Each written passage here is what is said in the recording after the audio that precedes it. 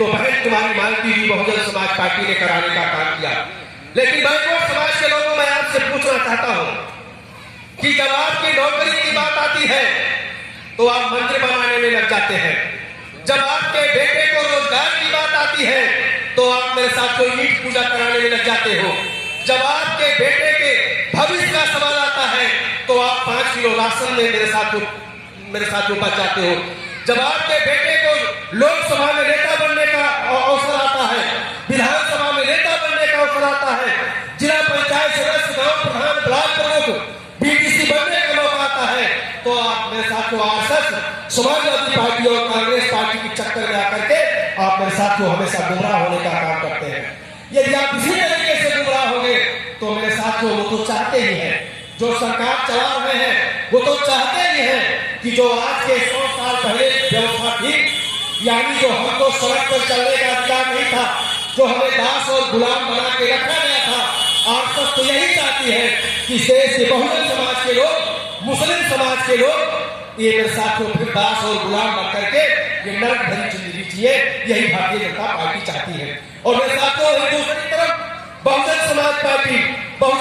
Party की मुखिया बहन कुमारी मालती जी मेरे साथ को चाहती है। बहुजन समाज पार्टी अलग से कोई संविधान नहीं बनाई है। भारत देश का संविधान ही बहुजन समाज पार्टी का संविधान है। बहुजन समाज पार्टी चाहती है इस देश में भारतीय संविधान पूर्ण रूप से लागू हो जाए, और जिस दिन पूर्ण रूप से भारतीय संविधान लागू हो जाएगा मेरे साथियों, मैं यकीन के साथ कहता हूं कि 5 साल भी नहीं लगेगा, इस देश में समता मूलक समाज की स्थापना हो जाएगी और हर इंसान को इंसानियत की जिंदगी जीने का मौका मिल जाएगा। यही बाबा साहब डॉक्टर अम्बेडकर चाहते थे। बाबा साहब डॉक्टर अम्बेडकर के सपना का भारत, मैं फिर दोहरा रहा हूं, बाबा साहब डॉक्टर अम्बेडकर के सपना का भारत ये बनाने का सपना बहुजन समाज पार्टी ने देखा है, बहन कुमारी मालती जी ने देखा है, और हम कार्यकर्ताओं ने सपना देखा है कि बहन कुमारी मालती जी को इस देश का हुक्मरान यानी इस देश का प्रधानमंत्री जब तक नहीं बना लेंगे तब तक हम सुख चैन से अपने घरों में नहीं बैठेंगे। ये बहुजन समाज पार्टी के कार्यकर्ता चाहते हैं कि बहन कुमारी मालती जी इस देश की प्रधानमंत्री बने, और जब देश की प्रधानमंत्री बन जाएगी तो मेरे साथियों संविधान अपने आप इस देश में लागू हो जाएगा। इसलिए मैं आपका ज्यादा समय न लेते हुए मैं कहना चाहता हूँ, मैं बामसेन के लोगों से कहना चाहता हूँ,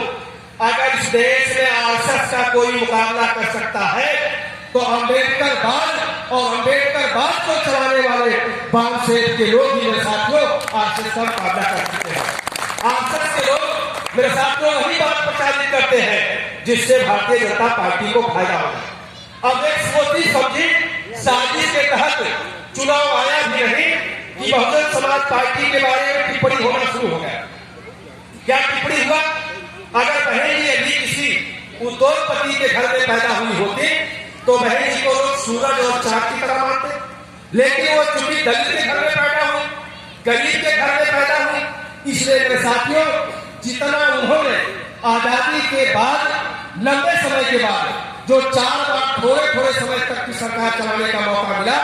जितना कार्य उत्तर प्रदेश में बहन जी ने कर दिया है उतना देश की आजादी के बाद किसी प्रदेश में किसी भी पार्टी ने करने का काम नहीं किया। लेकिन बहन जी के बारे में कैसा प्रचार किया?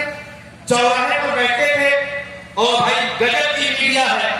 गजब की शेष की मीडिया है, मीडिया के साथी बैठे होंगे, हमारी बात पे नाराज हो जाएंगे, इसलिए मैं उनके बारे में कुछ नहीं कहूंगा। लेकिन इतना जरूर कहूंगा कि मीडिया के साथियों आपका भी भाई बेरोजगार होगा, मीडिया के साथियों आपका भी बेटा बेरोजगार होगा। अखिलेश यादव की सरकार बना रहे 2 चीज आ गया। तीसरा उसी में जोड़ दिया गया कि बहन जी तो घर से निकल ही नहीं रही है, वो तो कहीं मीटिंग कर ही नहीं रही है, और भारतीय जनता पार्टी बहन जी को राष्ट्रपति बना दे, यही प्रचार किया। अब हमारे लोग भी उसका चौराहे पर गांव में बैठ के मुकाबला नहीं किए, जवाब नहीं दिए। मेरे साथियों मैं पूछना चाहता हूं कि जब माननीय काशीराम साहब को अटल बिहारी वाजपेयी जी ने राष्ट्रपति बनाने का न्योता दिया था और उन्होंने कहा था कि साहब मैं चाहता हूं कि आप राष्ट्रपति बन जाए, तो माननीय काशीराम साहब ने कहा था कि मैं दुश्मन का दिया हुआ कोई पद मैं स्वीकार नहीं कर सकता हूं। वाजपेयी जी, उन्होंने कहा पंडित वाजपेयी जी, कहा पंडित वाजपेयी जी, आप मुझे राष्ट्रपति न बनाइए, आप मुझे मात्र 6 महीने के लिए प्रधानमंत्री बना दीजिए और मैं संकल्प लेता हूं कि मैं जब तक जीवित रहूंगा मैं आपको राष्ट्रपति बनाता रहूंगा। ये बात माननीय काशीराम साहब ने कहा था। मैंने ने जवाब देते हुए कहा कि बहुजन समाज पार्टी का जो बेस वोट है वो चट्टान की तरह आज भी बहुजन समाज पार्टी के साथ खड़ा है। वो हाँ, इतना जरूर हुआ है कि जो हमारे लोगों को गुमराह किया गया है सरकार बनाने के नाम पर, बड़े बड़े प्रलोभन देने के नाम पर। और माननीय बहन जी ने आज राम रसगुल्ला भाई, माननीय बहन जी ने आज कहा कि मुझे पूरा विश्वास हो गया है कि ईवीएम मशीनों में सबसे बड़ी मेरे साथियों घपलेबाजी की जा रही है। जहां पे एक तरफा दलित का वोट वहां भाजपा जीत रही है, जहां एक तरफा मुस्लिम समाज का वोट वहां भाजपा जीत रही है, जहां यादव समाज के लोग हैं वहां भाजपा जीत रही है। आजमगढ़ का यही है कि चुनाव हुआ था, उपचुनाव यादव बाहुल्य सभी बूथ भारतीय जनता पार्टी जीत गई थी। तो अब या तो अगर आप हमारे ऊपर आरोप लगाते हो कि हमने दलित का वोट भाजपा को ट्रांसफर करा दिया, तो समाजवादी पार्टी के साथी आप भी सुन लो कि अगर ईवीएम में खराबी नहीं है तो आपने भी अपने सुजातीय का वोट आपने निरहुआ को भी ट्रांसफर कराने का काम किया है। यह मेरे साथियों लाल किले से जब झंडा फहराने का काम करेंगे तो निश्चित तौर पे मेरे साथियों गरीबों की बात अपने आप मेरे साथियों बनती हुई नजर आएगी। इन्हीं सब बातों के साथ मैं पुनः ये कहना चाहता हूँ कि मेरे साथियों हम अपने नेता के बारे में एक दिन नहीं, 1 घंटा 2 घंटे नहीं, अगर हम कई महीने लगातार बोले तो हम महेश जी के संघर्षों के बारे में मेरे साथियों बता नहीं पाएंगे। हमारे साथियों के भाषण में मात्र हमारे शुक्ला जी बोल रहे थे मेरे साथियों सफाई करनी ही नहीं, ये हमारे बामशेर के साथी बोल रहे थे सफाई करनी ही नहीं। मेरे साथियों सबसे ज्यादा अध्यापक बनाने का काम प्राइमरी से लेकर डिग्री कॉलेज तक आदरणीय महेश कुमारी मालती जी ने किया। उत्तर प्रदेश की पुलिस में पुलिस भर्ती का काम आदरणीय महेश कुमारी मालती जी ने किया। और जब पुलिस की भर्ती हो रही थी उस समय केंद्र में कांग्रेस पार्टी की सरकार थी और प्रधानमंत्री की अध्यक्षता में जब महीने में बैठक होती है पूरे देश के मुख्यमंत्री इसमें जाते हैं, तो उस समय केंद्र के गृह मंत्री ने अन्य प्रदेश के मुख्यमंत्रियों से कहा था कि पुलिस की भर्ती जिस पारदर्शिता से उत्तर प्रदेश में हो रही है अन्य प्रदेश के लोगों को उत्तर प्रदेश से सीख लेनी चाहिए। यह मेरे साथियों उपलब्धि आदरणीय महेश कुमारी मालती जी का था। बड़े पैमाने पर लेखपाल बनाना, मेरे साथियों विभिन्न विभागों में मेरे साथियों बाबू बनाना, 4th क्लास की नौकरी देना, यही नहीं जब सभी विभागों में आपका आरक्षण कोटा पूरा हो गया, बैकलॉग की भर्ती हो गई, तब मेरे साथियों अलग से आदरणीय महेश कुमारी मालती जी ने सफाई कर्मी पद बना करके 1,08,000 ऐसे लोगों को भी सफाई कर्मी बना दिया कि जो कक्षा 5 पास थे, प्राइमरी पास थे, कक्षा 8 पास थे। अगर बहुजन समाज पार्टी की सरकार न बनी होती, बहन कुमारी मालती जी न बनी होती, तो मेरे साथियों आज उन्हें सरकारी नौकरी मिलने का काम न होता जो मात्र कक्षा 5 और कक्षा 8 पास है। तो इसलिए मेरे मित्रों मैं आपसे कहना चाहता हूँ, लेकिन जब विधानसभा का चुनाव आया, हम लोगों को याद है 2012 में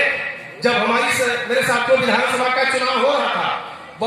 जब तक इस देश का प्रधानमंत्री नहीं बना लेते हैं तब तक हम सुख चैन से बैठने का काम नहीं करेंगे। इन्हीं भावनाओं के साथ मैं आप सब लोगों का दिल की गहराइयों से हार्दिक स्वागत, अभिनंदन, वंदन करते हुए मैं आपसे विदा लेता हूँ मेरे साथियों इस नारे के साथ कि बहन कुमारी मालती जी जिंदाबाद, जिंदाबाद, जिंदाबाद, बहन कुमारी मालती जी जिंदाबाद, बहन कुमारी मालती जी जिंदाबाद, जिंदाबाद, जिंदाबाद, बाबा साहब डॉक्टर अम्बेडकर अमर रहे, बाबा साहब डॉक्टर अम्बेडकर अमर रहे,